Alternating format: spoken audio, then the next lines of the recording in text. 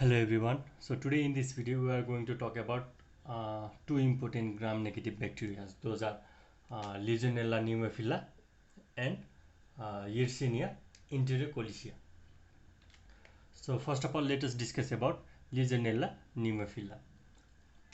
So Legionella Pneumophila is the gram-negative rod, but even though it is gram-negative, the Legionella Pneumophila is poorly gram-stained. So to view it, we usually do silver stain. So silver stain is used for the identification of the Legionella Pneumophila.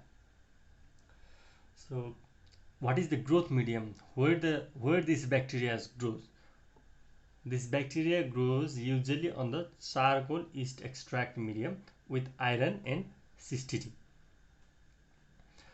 The antigen of this bacteria is also detected in the urine. So there is detection of the antigen in the urine.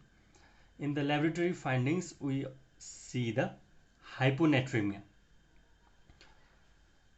How this Legionella Pneumophila bacteria is transmitted to the person. First of all, you have to know that there is no person-to-person transmission in the Legionella Pneumophila. The transmission occurs by the aerosol flow.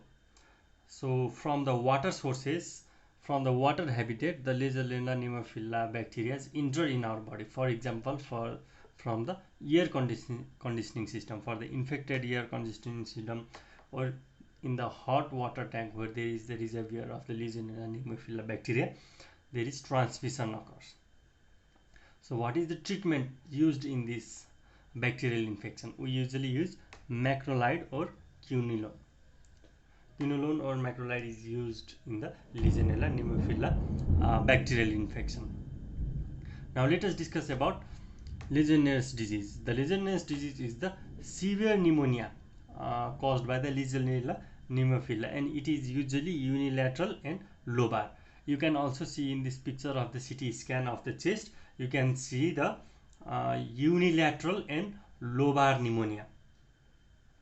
There could be the fever, there could be the GI and central nervous system symptoms. So usually this Legionnaire's disease is common in smokers and chronic lung diseases people, like for example in COPD asthmatic person, this Legionella Pneumophila bacterial infection is commonly found. Now let us discuss about Pontiac fever. So Pontiac fever is the mild flu-like symptoms occur at the Legionella Pneumophila bacterial infection. It is the mild upper respiratory tract infection. It is acute and it is usually non-fatal, and it resolves on its own. Now let us discuss about the Yersinia Enterocolitis. The Yersinia Enterocolitis is the gram-negative pleomorphic rod, and usually it is cocobacilli. The transmission occurs through the pet feces, for example the feces of the dog, or from the contaminated milk or the pork. The clinical features of this bacterial infection is acute bloody diarrhea, pseudoappendicitis. So acute bloody diarrhea and the pseudoappendicitis are the one of the clinical features of the Yersinia Enterocolitis. So in the pseudoappendicitis, what happens is there is right lower abdominal pain due to mesenteric adenitis or terminal ileitis. So it gives the appearance of the appendicitis, but actually there is no inflammation of the appendix. There is mesenteric adenitis. There is inflammation of the mesenteric lymph nodes, and the ileus, terminal ileus is inflamed. So